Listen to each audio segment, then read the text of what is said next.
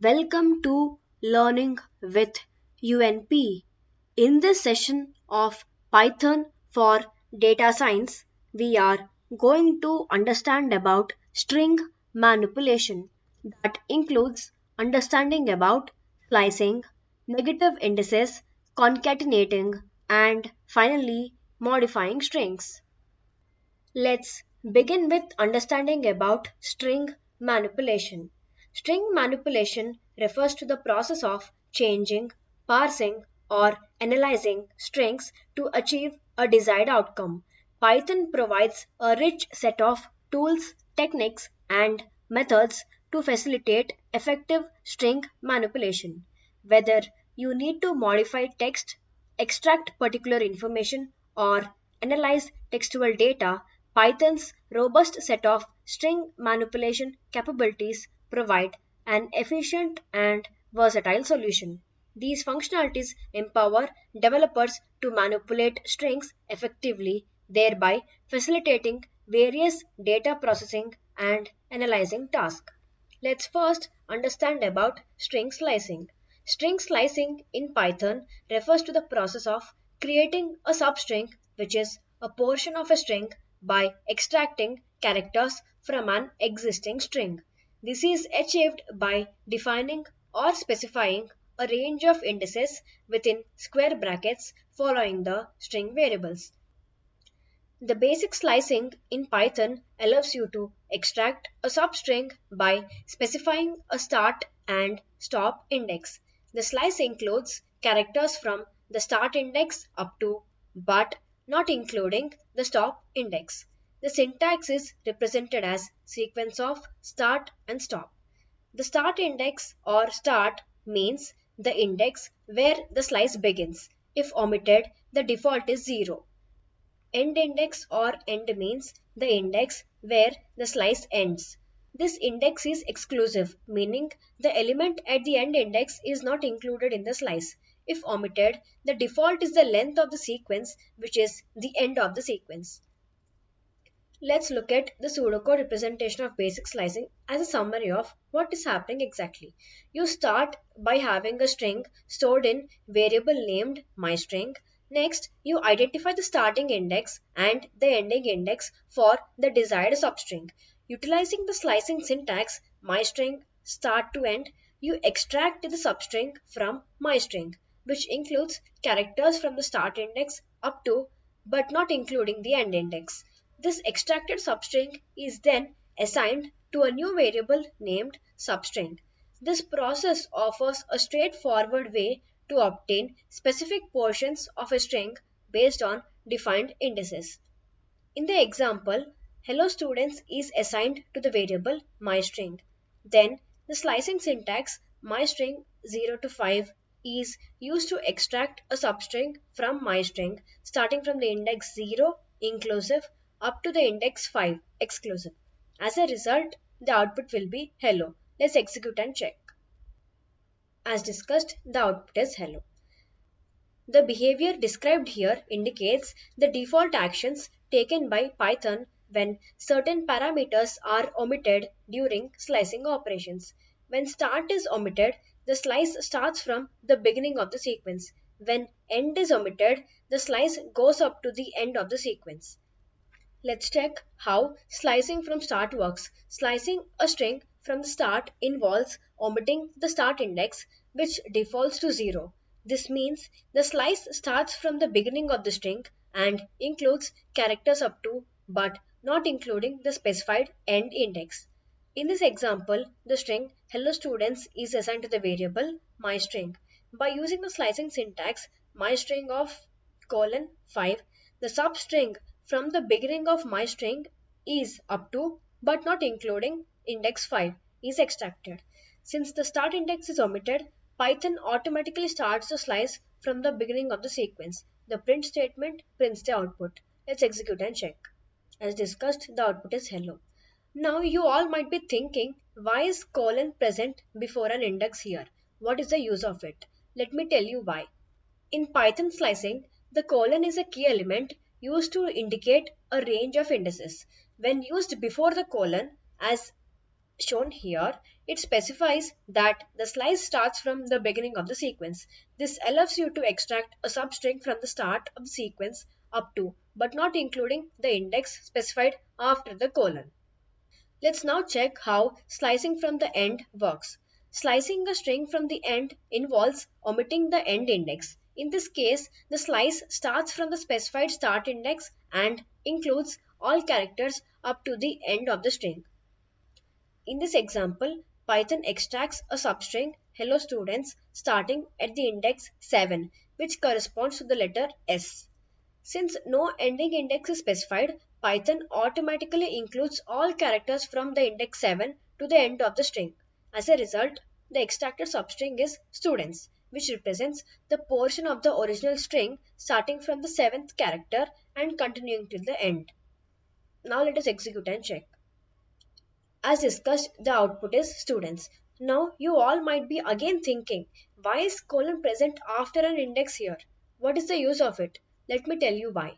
In Python slicing, placing a colon after an index number indicates that the slice should extend from that index to the end of the sequence. This allows for the extraction of substring that starts from a specific position and continues until the end of the sequence without explicitly specifying the end index. Now let us check how slicing from the middle works. To slice a string in the middle, both the start and end indices are specified within the square brackets. The slice includes characters starting from the specified start index up to, but not including, the specified end index. In this example, Python slices the string "Hello students" from index 5 to index 10, including the character at index 5 but excluding the character at index 7. Therefore, the extracted substring will be this. Let's execute and check. As discussed, the output is this after slicing from the middle. Over here, you all might be again thinking, why is colon present between two indices here? What is the use of it? Let me tell you why again. The colon placed in between two indices specifies that the slice should include characters starting from the index before the colon up to, but not including, the index after the colon. Now let's see how extended slicing works. Extended slicing includes an additional parameter called step that defines the interval between each index in the slice that follows the syntax as shown here. Start index, the index where the slice begins. If omitted, the default is 0.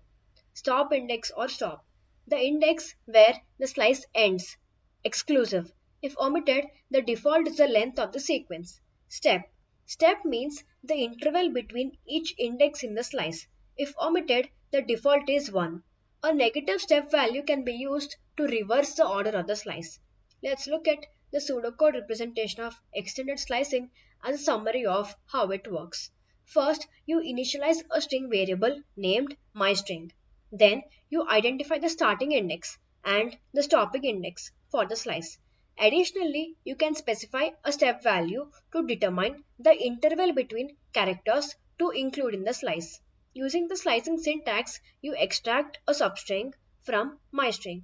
This substring comprises characters from the start index up to, but not including, the stop index, taking every step character. Finally, you assign the resulting substring to a new variable named substring. This approach provides a flexible way to extract specific portions of a string based on defined start, stop, and step values. In this example, Python performs extended slicing, starting from the index 1 up to, but not including, index 12 with a step of 2. This means that every second character in the specified range is included in the substring. The print statement prints the output. Let's execute and check. It started from the index 1 up to the index 12 but not including 12 with the step size of 2. So the difference between the basic slicing and extended slicing is, in basic slicing you specify start and stop indices to extract a substring, while extended slicing includes an additional step parameter allowing for more precise control over the interval between characters in the substring. This step parameter enables more complex slicing patterns such as skipping every other character or reversing the order of characters in the substring. The behavior of extended slicing is as follows. If start is omitted, it defaults to the beginning of the sequence.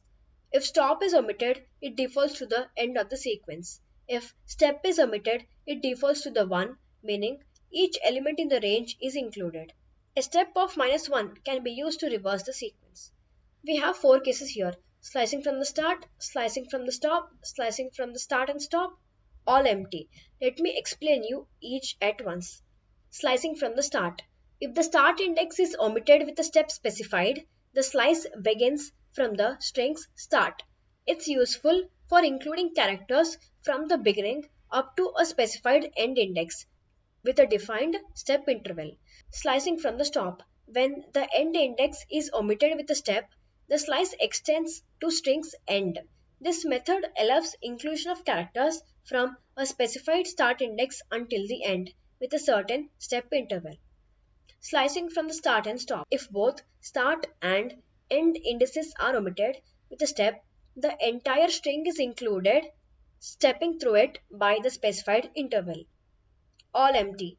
Omitting all parameters includes the entire string with a step of 1, effectively making a copy of the string with all characters included. Let's look at the examples of the four cases one by one. In the example of slicing from the start, the slicing starts from the beginning and goes up to but not including index 11 with a step of 3. In the example of slicing from the stop, the slicing starts from the index 3 and goes up to the end with the step of 3. In the example of slicing from start and stop, the slicing starts from the beginning and goes up to the end of the string with the step of 5. In the example of all empty, the slicing includes the entire string with a default step of 1. Let's execute all these four and check. Based on the specified slice ranges, the output is given for all four cases. Now let's move on to the next topic, that is negative indexing. Negative indexing allows you to slice a string from the end rather than the beginning. With negative indices, the index -1 refers to the last character, -2 to the second last character, and so on. This provides a convenient way to access characters from the end of the string without needing to know its length. It goes with this syntax, wherein sequence of -1 refers to the last element and sequence of -2 refers to the second last element. When using negative indices in Python slicing, specifying 0 as a negative index does not make any sense because -0 is equal to 0. The default is 0, which is the beginning element of the sequence or string. Here are multiple examples demonstrating negative indices. In this example, slicing starts from the character 8 from the end and goes up to but not including the last character. In this example, slicing starts from the second last character and goes up to the end of the string. In this example, slicing starts from the beginning and goes up to but not including the ninth character from the end.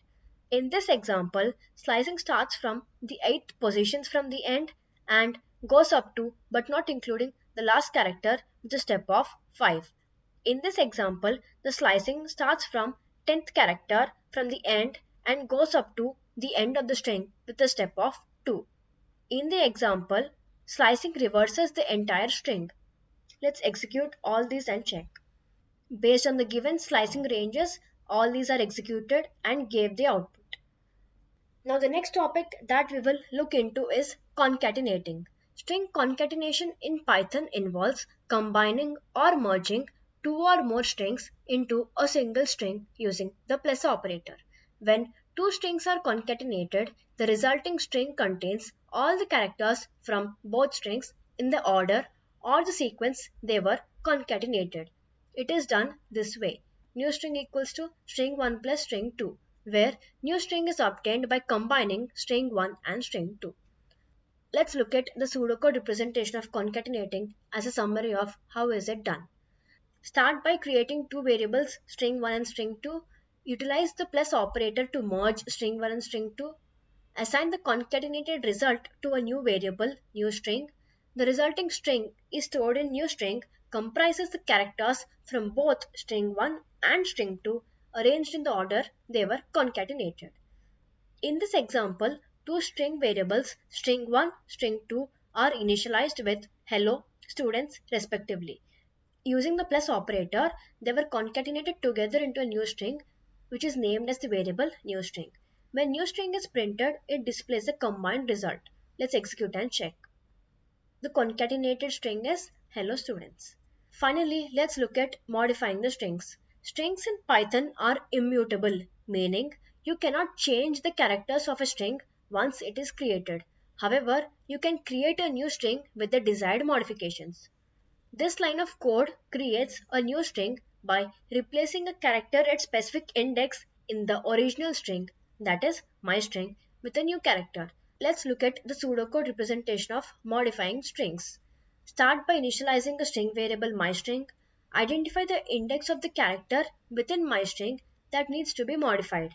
Determine the new character intended to replace the existing character at the identified index. Create a new string by concatenating three paths: the substring of myString before the character to be replaced, the new character, the substring of myString after the character to be replaced.